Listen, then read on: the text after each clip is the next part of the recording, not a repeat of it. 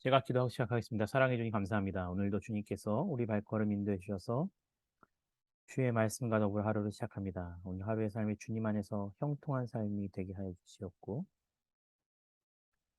그러한 삶을 살기 위해서 말씀 가운데 살아계신 하나님과 동행하게 하여 주시옵소서.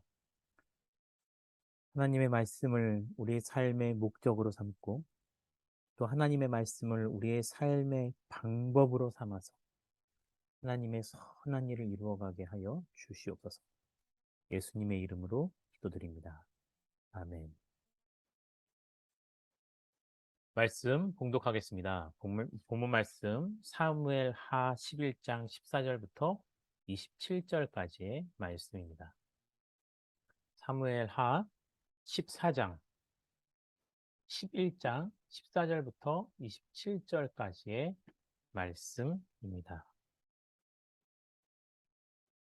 다 함께 봉독하겠습니다. 아침이 되매 다윗이 편지를 써서 우리아의 손에 들려 요압에게 보내니 그 편지에 써서 이르기를 너희가 우리아를 맹렬한 싸움에 앞세워 두고 너희는 뒤로 물러가서 그로 말미암아 죽게 하라 하였더라. 요압이 그 성을 살펴 용사들이 있는 것을 아는 그곳에 우리아를 두니 그 성 사람들이 나와서 요압과 더불어 싸울 때에 다윗의 부하 중 몇 사람이 엎드러지고 햇사람 우리아도 죽으니라. 요압이 사람을 보내 그 전쟁의 모든 일을 다윗에게 보고할세. 그 전령에게 명령하여 이르되 전쟁의 모든 일을 내가 왕께 보고하기를 마친 후에 혹시 왕이 노하여 내게 말씀하시기를 너희가 어찌하여 성에 그처럼 가까이 가서 싸웠느냐 그들이 성 위에서 쏠 줄을 알지 못하였느냐 여룻베셋의 왕 아들 아비멜렉을 쳐 죽인 자가 누구냐 여인 하나가 성에서 맷돌 윗짝을 그 위에 던지매 그가 데베스에서 죽지 아니하였느냐 어찌하여 성에 가까이 갔더냐 하시거든 내가 말하기를 왕의 종 햇사람 우리아도 죽었나이다 하라 전령이 가서 다윗에게 이르러 요압이 그를 보낸 모든 일을 다윗에게 아뢰되 이르되 그 사람이 우리보다 우세하여 우리를 향하여 들로 나오므로 우리가 그들을 쳐서 성문 어기까지 미쳤더니 활 쏘는 자들이 성 위에서 왕의 부하들을 향하여 쏘매 왕의 부하 중 몇 사람이 죽고 왕의 종 햇사람 우리아도 죽었나이다 하니 다윗이 전령에게 이르되 너는 요압에게 이같이 말하기를 이 일로 걱정하지 말라 칼은 이 사람이나 저 사람이나 삼키느니라 그 성을 향하여 더욱 힘써 싸워 함락시키라 하여 너는 그를 담대하게 하라 하니라. 우리아의 아내는 그 남편 우리아가 죽었음을 듣고 그의 남편을 위하여 소리내어 우니라. 그 장례를 마침에 다윗이 사람을 보내 그를 왕궁으로 데려오니 그가 그의 아내가 되어 그에게 아들을 낳으니라. 다윗이 행한 그 일이 여호와의 보시기에 악하였더라. 아멘.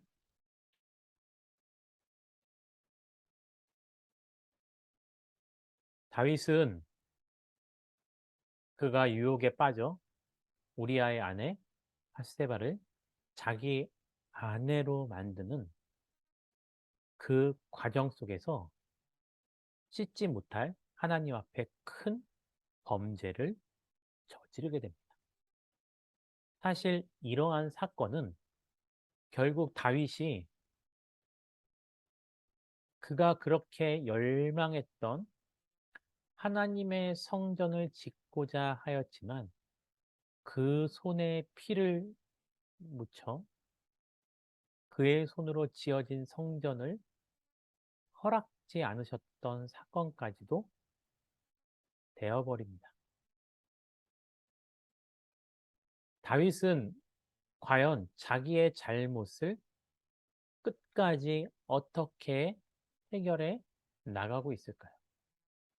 첫 번째 시도, 다윗이 자신으로 인해서 임신을 한 밧세바의 그 사건을, 간음의 사건을 덮기 위해서 우리아를 그의 전장에서 불러내어 그의 아내와 동침하게 하려고 했지만 실패했습니다. 한 번 더 했지만 실패했습니다. 저는 이 말씀을 묵상하면서 성경의 또 다른 사건과 오버랩되는 경험을 하게 됩니다. 누구일까요? 바로 다윗에게 있어서 가장 위협적인 인물이었던 사울입니다.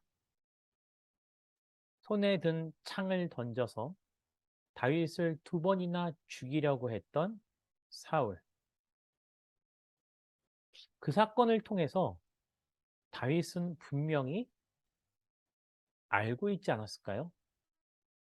하나님께서 정하신 일은 인간의 손으로 변경할 수 없다라는 것입니다. 제 아무리 절대적인 권력을 가지고 있는 사람이라 하여도 그 사람의 권력이 하나님의 권세를 넘어설 수 없다라는 것입니다. 그러한 경험을 다윗이 자신의 삶을 통해서 경험했음에도 불구하고 다윗 역시 사울과 같은 절대 권력을 갖게 된 왕의 자리에 있었을 때 다윗도 똑같은 과오를 범하게 됩니다. 2번의 시도에 성공하지 못하자 다윗은 자기의 죄를 덮기 위해서 드디어 그보다 더 큰 죄를 짓게 됩니다. 우리는 여기서 죄는 방치해두면 더 큰 죄로 변해간다는 것을 알게 됩니다.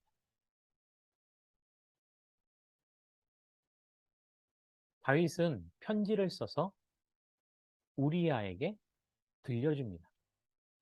전장에 있는 요압에게 보내는 편지였죠.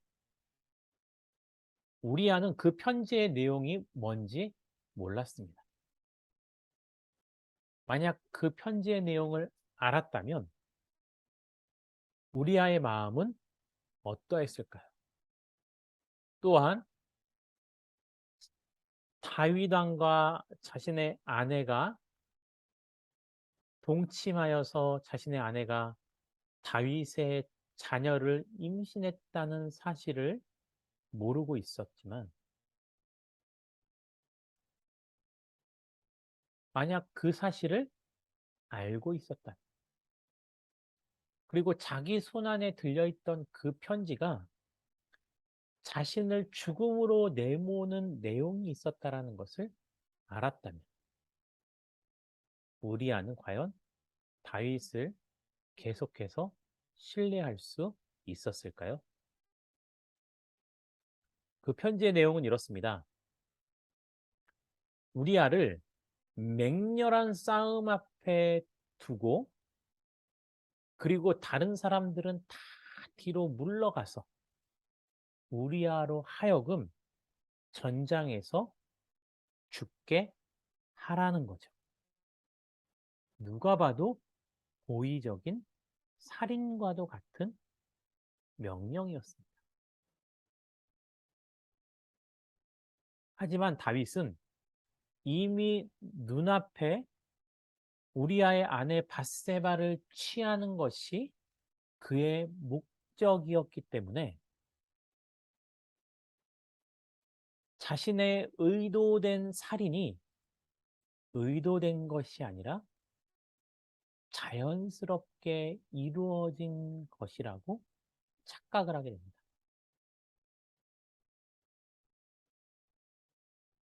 요압은 다윗에게 있어서 충성된 부하였습니다. 그는 머뭇거림 없이 우리아를 전장 앞에 세우게 됩니다. 그리고 적이 나와서 요압과 함께 더불어 싸울 때 요압의 요압과 함께 싸웠던 그 다윗의 부하 몇 사람과 함께 햇사람 우리아도 죽게 됩니다. 그리고 이 사건을 자신에게 우리아를 통해서 편지를 보냈던 다윗에게 보고를 하게 됩니다. 그리고 그 전령에게 이렇게 보고하라고 시킵니다. 전쟁의 모든 일을 내가 왕께 보고하기를 마친 후에 혹시 왕이 노하여 내게 말씀하시기를 너희가 어찌하여 성에 그처럼 가까이 가서 싸웠느냐? 그들이 성 위에서 쏠 줄 알지 못하였느냐? 라고 묻는다. 또한 이전에 있었던 전쟁의 사건을 통해서 사람이 죽고 사는 것이 절명의 위기 속에서가 아니라 아비멜렉과 싸웠을 때 그 아비멜렉이요 어떤 군사의 활과 창의 목적이 되어서 죽은 것이 아니라 그저 여인 하나가 성 위에서 돌을 던졌을 때 그 돌에 맞아서 아비멜렉이 죽었던 것처럼 우리아도 그렇게 전쟁 속에서 희생될 수밖에 없었던 필연의 과정 가운데 있었다라고 왕에게 말하라고 시킵니다. 여기서요, 왕의 고의적인 우리아를 죽이기 위한 의도와 또 그 의도를 알았음에도 불구하고요, 요압은 그의 그의 전장에서 일어났던 일을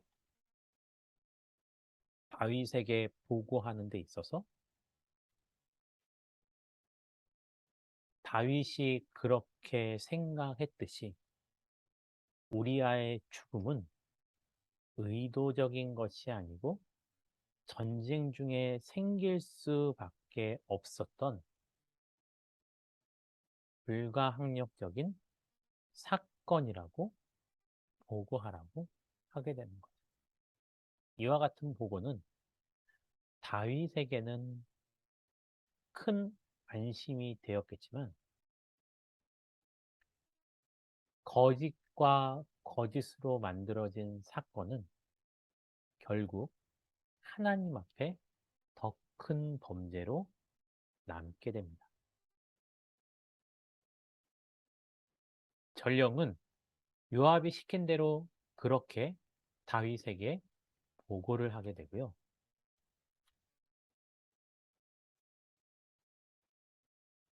그 요압의 명령대로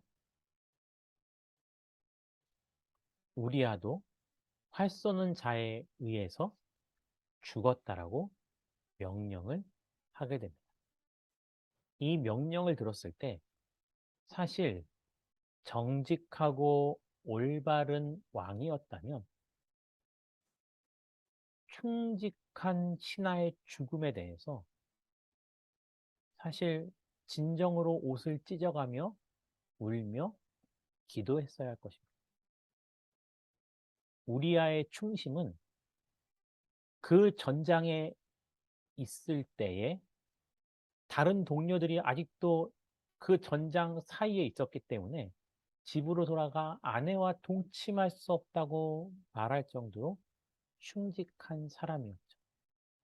하지만 이러한 소식을 전해들은 다윗은 아무런 죄책감과 내색도 하지 아니하고 오히려 더 태연하게 자신에게 소식을 가져온 전령에게 다시 요압에게 이르러 이 일로 인해서 걱정하지 말라는 것. 결국 다윗과 요압은요, 우리아의 우리아의 죽음에 대한 공범이 된 겁니다. 그리고 다윗은 요압에게 또 전령에게 이렇게 말하죠. 칼은 이 사람이나 저 사람이나 삼킨다. 전쟁에 나가면 누구든지 죽을 가능성이 열려 있다. 자신의 의도적인 살인을 전쟁에서 일어날 수 있는 보편적인 사건으로 덮게 되는 겁니다. 그리고 오히려 다윗은 요압에게 더욱더 열심히 싸워 그 전쟁에서 승리하라고 말하게 됩니다. 자신의 남편이 죽었다는 소식을 들었던 밧세바는 어땠을까요? 26절에 보면 그 소식을 듣고 밧세바는 소리내어 울게 됩니다. 밧세바에게는 힘이 없었고 선택권이 없었습니다. 물론 자신의 남편이 죽게 된 사건에 대한 전말도 알지 못했을 겁니다. 다윗은 남편의 죽음을 애도하던 밧세바가 그 장례를 마치자 거리낌 없이 사람을 보내어 밧세바를 자기의 왕궁으로 데려와 그가 그의 아내가 되어 아들을 낳았다는 겁니다. 밧세바를 아내로 취했을 때 다윗에게는 아내가 없었던 것이 아니었습니다. 다윗은 그저 한순간의 유혹을 이기지 못해서 이미 가지고 있던 여러 명의 아내가 있었음에도 불구하고 자기의 정욕을 따라 사람을 죽이면서까지 자신이 원하는 사람을 아내로 취하게 되죠. 이 사건에 대해서 하나님은 어떻게 말씀하실까요? 다윗이 행한 이 일이 여호와 보시기에 악했다라는 겁니다. 오늘 이 말씀을 통해서 우리는 이렇게 기도할 수 있습니다. 오늘 들으신 말씀을 기억하시면서요, 함께 기도하고 자유롭게 기도할 텐데요. 이렇게 기도하겠습니다. 죄는 악으로가 아니라 선으로 해결하는 삶을 살게 된다. 또 하나님 보시기에 선한 일을 오늘 하루도 이루어가며 살게 달라고 공동체를 위해서 기도하겠습니다. 우리 고등 아름다운 교회가 가정과 교회와 세상을 더욱더 아름답게 만들어가는 믿음의 공동체가 되게 달라고 이 시간 다 함께 들으신 말씀을 기억하시면서 자유롭게 기도하고 마치도록 하겠습니다. 기도하겠습니다. 산을 내려오는 바람과 같이 우리에게 불어온 그 하늘의 이야기 다친 우리 마음 자유케 하던 그 나사렛에서 한 목수의 이야기 나와 같은 이도 복이 있다던 이전엔 한 번도 듣지 못한 이야기 우리 이마에 맺혀있는 땀들 진저리 쓰다듬던 예수님의 이야기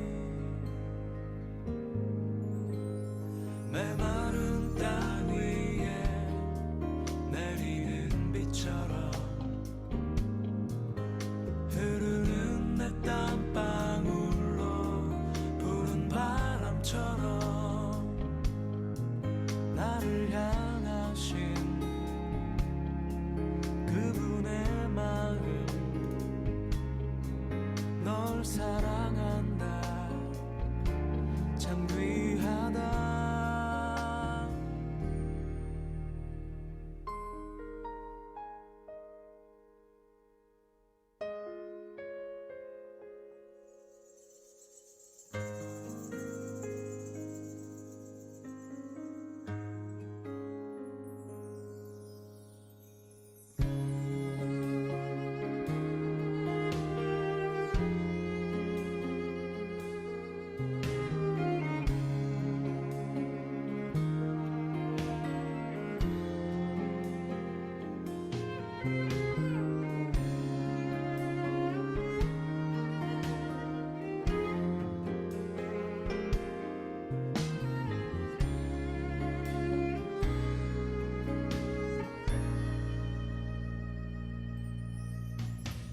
메마른 땅 위에 내리는 비처럼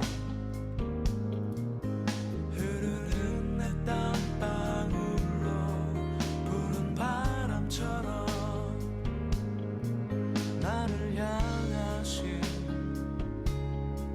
그분의 마음 널 사랑한다 참 귀하다